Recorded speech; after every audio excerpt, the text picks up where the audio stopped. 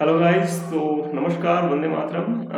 EMRS के लिए हमारा ये फर्स्ट एमसीक्यू होने वाला है और ये ऐसे एमसीक्यूज के सेट मैं लाऊंगा। नेक्स्ट ईयर जो एमसीक्यू होगा वो पूरा का पूरा प्रैक्टिकल बेस्ड होगा। आज एक दो क्वेश्चन प्रैक्टिकल है, बाकी सारे आपके थ्योरेटिकल हैं। बट प्रैक्टिकल जो अप्रोच है ना उसको हम कल करेंगे। 20 क्वेश्चन इसमें इन्वॉल्व रहेंगे। 20 क्वेश्चन में पहले हम देखते हैं कि पहला क्वेश्चन हमारा आ रहा है, who is father of scientific management. और इसमें 4 ऑप्शन दिए गए हैं। ऑप्शंस को भी देखते हैं कि यहाँ से हमको 4 क्वेश्चन की प्रिपरेशन होगी। पहला हेनरी फ्योल जो आप देख रहे हैं, हेनरी फ्योल जो है वो हमारे फादर ऑफ मैनेजमेंट है। सेकंड, एल्टन मायो जो है वो हमारे father of human resource management है। चेस्टर बर्नार्ड सी वो हमारे हैं father of organisational behaviour. Okay. और लास्ट दो जो आपको ऑप्शन दिख रहा है FW टेलर, वो इस क्वेश्चन का आंसर है father of scientific management. Okay. तो ये 4 चीजें हमने एक ही क्वेश्चन में कवर कर ली। इसके साथ अगर आपने चैनल को सब्सक्राइब नहीं किया है तो प्लीज सब्सक्राइब कर लीजिए और अपने दोस्तों के साथ शेयर कीजिए। देखिए मेरा चैनल बहुत स्लो ग्रो हो रहा है, तो ये मुझे अच्छा नहीं लग रहा है कि मैं अगर कोई कहीं पे मेहनत कर रहा हूँ, मुझे लगता है कि वहां से रिजल्ट भी उतनी ही मिलनी चाहिए जितना आपकी मेहनत हो रही है। ठीक है। तो प्लीज अगर आपने चैनल सब्सक्राइब नहीं किया है तो कर लीजिए और अपने फ्रेंड्स जो भी आपके फ्रेंड एंड फैमिली जो भी प्रिपरेशन कर रहे होंगे उसके भी बोल सकते हैं। मेरे चैनल पे क्लास 11th और क्लास 12th की कॉमर्स की वीडियोस भी अपलोडेड हैं, तो और मैं उसमें अपलोड करते रहता हूँ, तो प्लीज वहां जाके भी अपलोड कीजिए, है ना। नेक्स्ट क्वेश्चन हम देखते हैं। नेक्स्ट क्वेश्चन जो है हमारा EMRS के लिए, appointment of company secretary is made by. कौन अपॉइंटमेंट करता है कंपनी सेक्रेटरी का? प्रमोटर करते हैं, बोर्ड ऑफ डायरेक्टर करते हैं, डिबेंचर होल्डर करते हैं और गवर्नमेंट करते हैं। ठीक है। तो यहाँ पे प्रमोटर यहाँ पे बोर्ड ऑफ डायरेक्टर जो होते हैं आपके कंपनी सेक्रेटरी यानी CS, चार्टर्ड अकाउंटेंट यानी CA, cost and management accountant यानी CMA। ये जो पोस्ट है ना, ये पोस्ट इन पोस्ट के लिए आपका board of director he responsible होता है। अब आपके लिए क्वेश्चन है, डिवेंचर होल्डर क्या किसको अपॉइंट करते हैं? ठीक है, डिवेंचर होल्डर एक कंपनी में किसको अपॉइंट करते हैं? तो ये आप कमेंट बॉक्स में कमेंट कीजिए। और अगर आपने ये वीडियो देखा हुआ है तो प्लीज कमेंट नीचे कीजिए कि किस तरह से वीडियो लगा आपको। गुड नाइस भी कमेंट कर सकते हैं, नो इशू। बट एक जेन्युइन कमेंट रहता है ना, थोड़ा लंबा रहता है, जिसमें आप समझ में आता है कि आपने कितना सीखा, वैसा कमेंट कीजिए प्लीज। ये बहुत बड़ा रिक्वेस्ट है मेरे साइड से। थर्ड क्वेश्चन करते हैं।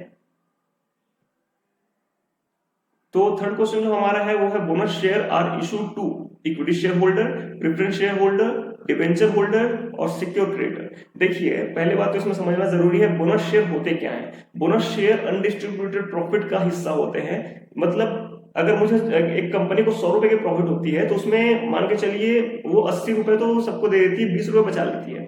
ऐसे 20-20 रुपए बचाते जाते उसके पास एक दिन बहुत सारे पैसे हो जाते हैं। तो वो क्या करती है, वो वापस तो करती नहीं पैसा, लेकिन शेयर होल्डर्स को वो इशू कर देती है शेयर, जिसको हम बोलते हैं बोनस शेयर। किसको इशू करती है? शेयर होल्डर्स को। और जब मैं बोलूंगा शेयर होल्डर तो उसमें प्रेफरेंस शेयर होल्डर इन्वॉल्व नहीं है, उसमें इन्वॉल्व होते हैं इक्विटी शेयर होल्डर, जो कि कंपनी के असली मालिक होते हैं। ठीक है, असली स्वामी होते हैं किसी कंपनी के। वो कौन होते हैं? Equity share holder. और बोनस शेयर किसको इशू किया जाता है? बोनस शेयर इशू किया जाता है इक्विटी शेयर होल्डर को, क्योंकि बोनस शेयर कहां से इशू करते हैं ये भी एक क्वेश्चन बनता है। तो वो जनरल रिजर्व से इशू करते हैं, अनडिस्ट्रीब्यूटेड प्रॉफिट से इशू किया जाता है। ठीक है, चलिए नेक्स्ट क्वेश्चन करते हैं। नेक्स्ट क्वेश्चन जो हमारा है, liability of a company secretary is. Liability of company secretary is contractual only, statutory only, civil only और बोथ कॉन्ट्रेक्चुअल एंड स्टैट्यूटरी। आपका आंसर होगा D, both contractual and statutory. Civil liability उनकी नहीं होती है। ठीक है, नेक्स्ट क्वेश्चन करते हैं। The life insurance in India was nationalized in the year 1870, 1956, 1960, 1966। ठीक है, ये आप as a homework as a comment work ले लीजिए और उसको आप कमेंट कीजिए कि कौन से ईयर में life insurance of India nationalise हुई थी। ठीक है, एक हिंट मैं आपको दे देता हूँ, 1870 को इंडिया आजाद हुआ नहीं था, तो उस समय नेशनलाइज हो नहीं सकती। ठीक है, बाकी जो 3 ऑप्शन है उसमें आपको सर्च करना होगा। चलिए, clause, capital clause, all of the above. ठीक है, आंसर आपका होगा D, all of the above. अब याद रखिए, मेमोरेंडम ऑफ एसोसिएशन में सारी चीजें आती हैं जो कंपनी से रिलेटेड कंपनी के ओपन करते टाइम जरूरी है। ठीक है, उसमें कैपिटल कितना होगा, कंपनी का नाम क्या होगा, कंपनी किस जगह पे होगी, मतलब प्लेस क्लॉज जिसको बोलते हैं, नेम एंड प्लेस साथ में आता है, ठीक है। उसका ऑफिस कहाँ होगा और वर्किंग कहाँ होगी, ये सारी चीजें एक साथ हम उसमें डालते हैं। चलिए नेक्स्ट करते हैं। तो आपका नेक्स्ट क्वेश्चन जो है वो है कि जो आपका ओल्डेस्ट फॉर्म ऑफ ऑर्गेनाइजेशन है वो क्या है। आपको चार ऑप्शन दिए गए, लाइन ऑर्गेनाइजेशन, बी आपका है लाइन एंड स्टाफ ऑर्गेनाइजेशन, सी आपका है फंक्शनल ऑर्गेनाइजेशन, डी आपका मैट्रिक्स ऑर्गेनाइजेशन। तो याद रखिए लाइन ऑर्गेनाइजेशन सबसे पुरानी ऑर्गेनाइजेशन के टाइप है, ठीक है। तो आंसर आपका होगा ए। लेकिन जो सबसे मॉडर्न जो आपका ऑर्गेनाइजेशन है वो है मैट्रिक्स, ठीक है। क्लियर, नेक्स्ट करते हैं। इन direction who is given importance, direction में इंपॉर्टेंस किसको दी जाती है, मशीन को, पेपर वर्क को, व्यक्ति को या प्रोडक्शन को। तो याद रखिए किसी भी ऑर्गेनाइजेशन में या कहीं कहीं पे भी हम डायरेक्शन किसी को अगर देते हैं तो वो होता है व्यक्ति, ठीक है। किसको इंपॉर्टेंस दी जाती है, व्यक्ति को। Clear. Standard costing is a technique of planning, organising, coordinating, controlling. देखिए स्टैंडर्ड कॉस्टिंग, जब आप कॉस्ट कंट्रोल करने की बात करते हो, टाइम मैनेज करने की बात करते हो, तो सारी जगह पे आप कंट्रोल की बात कर रहे हो। जब कंट्रोल की बात कर रहे हो तो आपका आंसर होगा डी, ठीक है। स्टैंडर्ड कॉस्टिंग, कॉस्ट, टाइम, ठीक है, लेबर कंट्रोल, ये सारी चीजें जो होती है ना वो आपका कंट्रोलिंग में आ जाती है, ठीक है। आप जब रिक्रूटमेंट की बात करते हो, है ना, तब आप स्टाफिंग की बात करते हो। जब आप सोच रहे हो, फोरकास्ट कर रहे हो, बहुत दूर की सोच रहे हो, तो आप प्लानिंग की बात करते हो। जब आप जब स्टाफिंग है उसका ये ऑर्गेनाइजिंग के अंदर आता है, ठीक है। तो उसके बाद आप कोऑर्डिनेशन की बात करते हो, तब जब आप किसी की रिस्पॉन्सिबिलिटी, किसी की ड्यूटी तय कर रहे होते हो, ठीक है। नेक्स्ट करते हैं।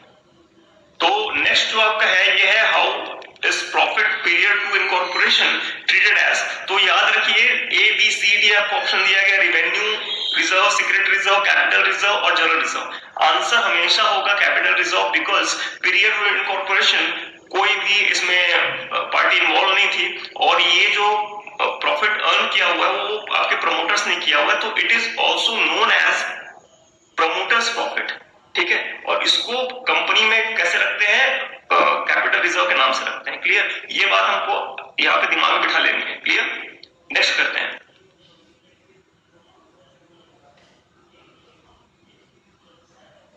तो नेक्स्ट क्वेश्चन 11th है, FEMA stands for foreign exchange management act, fund management, fund exchange management act, finance exchangement encashment, sorry, monetary act, और लास्ट ऑप्शन है फ्यूचर एक्सचेंज मैनेजमेंट एक्ट।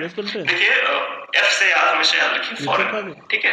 अब इसमें चारों ऑप्शन में एफ एक ही है, फॉरेन एक्सचेंज मैनेजमेंट एक्ट, ए आपका सही आंसर होगा। क्लियर, नेक्स्ट चलते हैं। चलिए नेक्स्ट क्वेश्चन जो आपका है 12th, which has been founded to act as permanent watchdog on the international trade, ठीक है। तो याद रखेंगे जो आपका WTO है ना, वर्ल्ड ट्रेड ऑर्गेनाइजेशन, इसको हम जानते हैं watchdog on the international trade, ठीक है। ये सारे ट्रेड्स पे, सारे इंटरनेशनल ट्रेड पे गतिविधि अपना बनाता है, ठीक है। तो इसलिए इसको वॉचडॉग ऑफ इंटरनेशनल ट्रेड कहा जाता है। एक और क्वेश्चन वॉचडॉग से रिलेटेड है, वो है सीए का, ठीक है। कंपनी का वॉचडॉग किसे कहते हैं, ठीक है। कंपनी का वॉचडॉग कौन है, CA, chartered accountant. Clear. 13 question है, advance income tax is shown in the debit side of profit and loss account.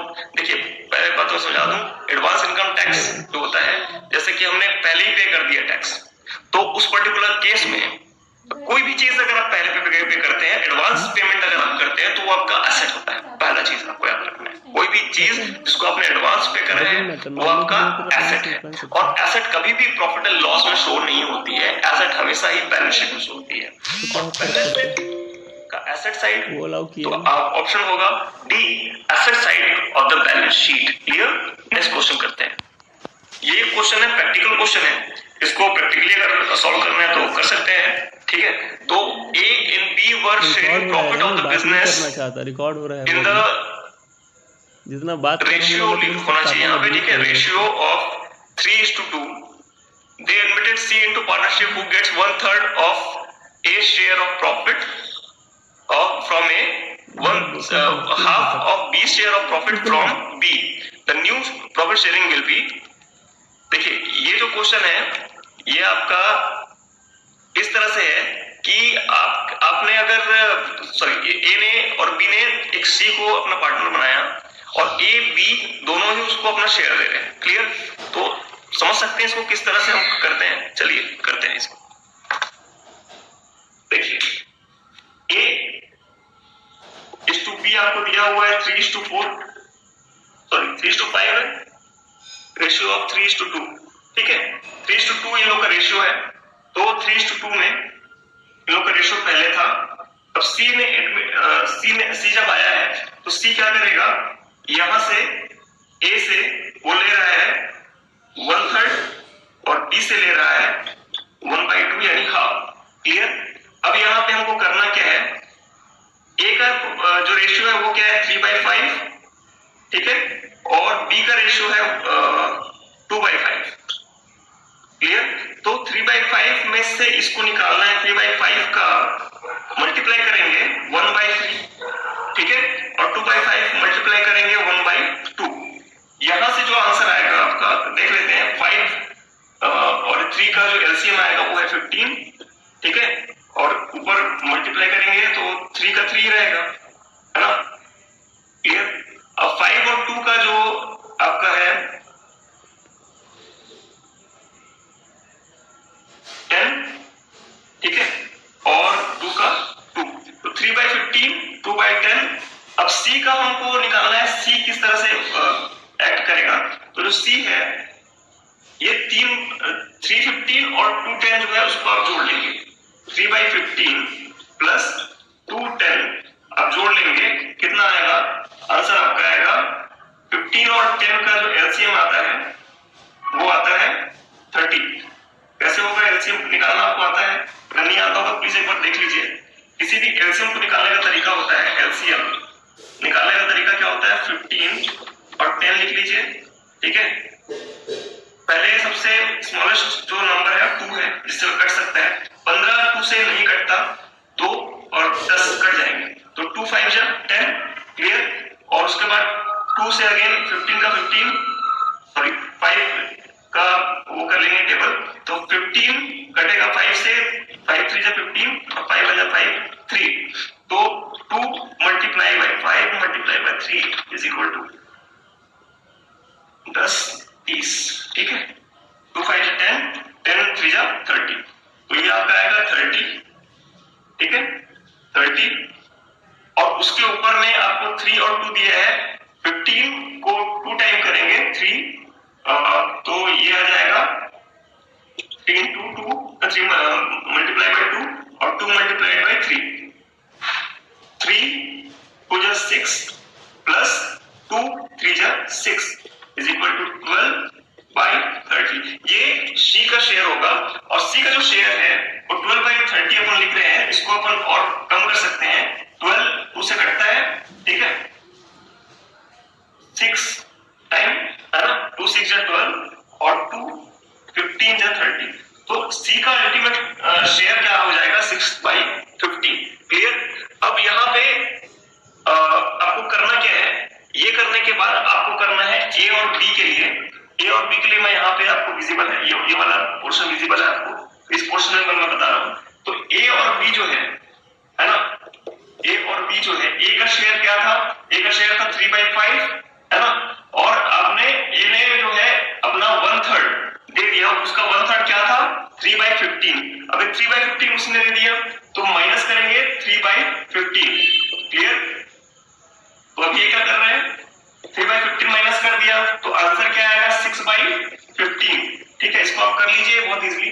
उसके बाद फिर बी जो है, बी का जो शेयर था पहले 2/5 था, अब उसमें से गया 2/10, क्लियर, तो 2/10 चला गया, तो इसका आएगा 10 और 2 का 2 ही रहेगा, क्लियर, 2/10 चला गया। अब इसको काट सकते हैं, 2/10 को और कम कर सकते हैं 1/5, क्लियर। तो ए का निकला है, ए का इस टू बी का इस टू सी का, ए का शेयर कितना निकला है 6/15,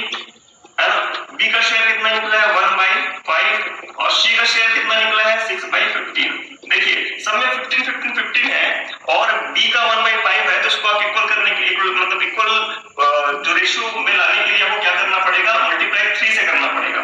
1 को मल्टीप्लाई करेंगे ऊपर 3 से और नीचे 5 को भी मल्टीप्लाई करेंगे 3 से, तो आपका आंसर आएगा 6:3:6 which is equal to 2:1:2। जो आपके ऑप्शन में दिया गया है, देखिए कौन सा ऑप्शन है आपका, आपका ऑप्शन है बी, तो ये बी में आपका सॉल्यूशन हो जाएगा। क्लियर, तो आपका सॉल्यूशन जो होगा बी। ठीक है, नेक्स्ट क्वेश्चन करते हैं, शायद ज्यादा टाइम ले लिया है क्वेश्चन। नेक्स्ट क्वेश्चन ये बोल रहा है कि in the absence of partnership deed the rate of interest allowed on the partners loan to the firm is. ठीक है, पार्टनरशिप डीड में अगर आपके पास पार्टनरशिप डीड नहीं है, तो अगर किसी पार्टनर ने फर्म को लोन दिया है तो उसको कितना रुपए का लोन देंगे। ठीक है, the rate of interest allowed on the partners loan, partner का अगर पार्टनर ने लोन दिया है तो उसको अलाउ कितना परसेंट करेंगे, तो आपका आंसर जाएगा 6%। क्लियर है, 5% नहीं है, 10% नहीं है, नॉट दिस नहीं है। ठीक है, आपका आंसर क्या होगा, बी, और जो बी आपका ऑप्शन है वही सही है। क्लियर, नेक्स्ट क्वेश्चन करते हैं। इंटरिम डिविडेंड इज शोन, आपको ऑप्शन दिया गया in profit and loss account, B दिया है in profit and loss appropriation account, C दिया गया है on asset side of balance sheet, D दिया गया on liability side of balance sheet. ठीक है, आपका जो आंसर होगा वो होगा B, in profit and loss appropriation account. हमेशा याद रखिए, आंसर के साथ स्ट्रिक्ट तो रही है, लेकिन एक बार profit and loss appropriation account का जो फॉर्मेट है ना, वो आप चेक कर लीजिए, तो इसमें आपको क्या क्या चीजें रहती है ना, वो भी समझ में आ जाएगा। ठीक है, तैयारी ऐसे करनी है कि कहीं से भी पूछ ले। ठीक है, नेक्स्ट करते हैं। नेक्स्ट क्वेश्चन जो है 70 redeemable preference share of 1 lakh are redeemed at a premium of 5%. With this object equity share of 40,000 are issued at par. What amount should be transferred to capital redemption reserve account? ठीक है, अब देखिए 1 लाख रुपए का redeem कर रहे हैं preference share with a premium of 5%। ठीक है, तो आप हमेशा याद रखिए जो प्रीमियम आपको दिया गया है, ठीक है, ये जो प्रीमियम आपको शो हो रहा है, तो ये प्रीमियम हमेशा याद रखिए कि आप सिक्योरिटी प्रीमियम रिजर्व जो आपका रहता है वहां से आप देंगे। ठीक है, अब ये जो 1 लाख रुपए लिखा गया है यहाँ पे, तो ये 1 लाख जो आपको दिया गया है, ये 1 लाख रुपए मेरे को पेमेंट करना है। अब 1 लाख के लिए मैं यहाँ पे नीचे अगर आप देखेंगे तो ये नीचे जो 40,000 रुपए लिखा हुआ है, ये 40,000 रुपए आपको पहले ही आपने शेयर इशू कर दिए। अब कैपिटल रिडम्पशन रिजर्व क्या होता है, कैपिटल रिडम्पशन रिजर्व जब भी किसी कैपिटल को आप रिडीम करते हो तो उसके लिए आप पहले ही सीआरआर यानी कैपिटल रिडम्पशन रिजर्व बना के रखते हो। तो ये पूछ रहा है कि कितना पैसा सीआरआर में ट्रांसफर करना है, कैपिटल रिडम्पशन रिजर्व में ट्रांसफर करना है। तो 1 लाख में 40,000 गए, कितना हुआ आपको, जो 60,000, मतलब ऑप्शन डी। ठीक है, तो वो आपका आंसर हो जाएगा। चलिए, तो 17 का जो आपका आंसर था वो था 60,000, और 18 जो है match list 1 with list 2, select the correct answer from the codes given below. तो आपको 2 लिस्ट दिए गए हैं, ए में पहला है प्लानिंग, स्टाफिंग, डायरेक्टिंग और कंट्रोलिंग, जबकि लिस्ट 2 जो है आपका ट्रेनिंग, फोरकास्टिंग, इवेल्युएशन और मोटिवेटिंग। देखिए, जो प्लानिंग होती है, प्लानिंग में फोरकास्टिंग होती है, और स्टाफिंग जो होती है उसमें ट्रेनिंग होती है, डायरेक्शन जो होता है वो मोटिवेटिंग डायरेक्शन होना चाहिए, तब वो वर्किंग होता है। ठीक है, और लास्ट जो आपका है वो कंट्रोलिंग होता है इवैल्यूएशन में। ठीक है, चलिए नेक्स्ट करते हैं। चलिए क्वेश्चन नंबर 19 की तरफ चलते हैं। क्वेश्चन नंबर 19 बोल रहे हैं कि table A is alternative to. ठीक है, टेबल ए अल्टरनेटिव है किसका, तो प्रोस्पेक्टस का, आर्टिकल ऑफ एसोसिएशन का, मेमोरेंडम ऑफ एसोसिएशन का, या नन ऑफ द अबव। देखिए, जो आर्टिकल ऑफ एसोसिएशन होता है, ठीक है, वो उसमें या तो आप अपने से लिख सकते हैं। अगर आप अपने से अपना आर्टिकल नहीं लिख रहे हैं तो उस पर्टिकुलर केस में आपको 99 आर्टिकल्स का सेट मिलता है, जिसको हम टेबल ए बोलते हैं। ठीक है, इसको आप ले सकते हैं, अडॉप्ट कर सकते हैं जब आप कंपनी बना रहे हैं तो। ठीक है, एक ये क्वेश्चन हो गया। दूसरा क्वेश्चन इसी से मिलता जुलता है कि टेबल बी है ना, टेबल बी किसका अल्टरनेटिव है, तो टेबल बी अल्टरनेटिव है मेमोरेंडम ऑफ एसोसिएशन का, ये याद रखेंगे। ठीक है, जैसे मैंने बोला था, हर एक क्वेश्चन में 1 2 3 कभी कभी 4 5 चीजें मिल जाती हैं याद करने के लिए। चलिए ठीक है, नेक्स्ट करते हैं। लास्ट क्वेश्चन आपका है, the doctrine of indoor management provides protection to the first board of director, share holders, managing director और आउटसाइडर। तो डॉक्ट्रिन ऑफ मैनेजमेंट आपको अब प्रोटेक्शन प्रोवाइड करता है आउटसाइडर को, ठीक है। इसके बारे में बस इतना ही बोलूंगा कि आप एक बार नेट में सर्च करके देखिए। इसके एक दो नाम भी फेमस है, केसेस भी फेमस है, इसके केस स्टडीज भी कर लीजिए और किस नाम से इसको जानते हैं वो भी देख लीजिए, ठीक है। Thank you so much. Please again बोलूंगा, लाइक कीजिए वीडियो को अगर आपको अच्छा लगा होगा तो, और अंत तक बने रहने के लिए धन्यवाद। शेयर कीजिए लोगों के साथ और सब्सक्राइब कीजिए अगर आप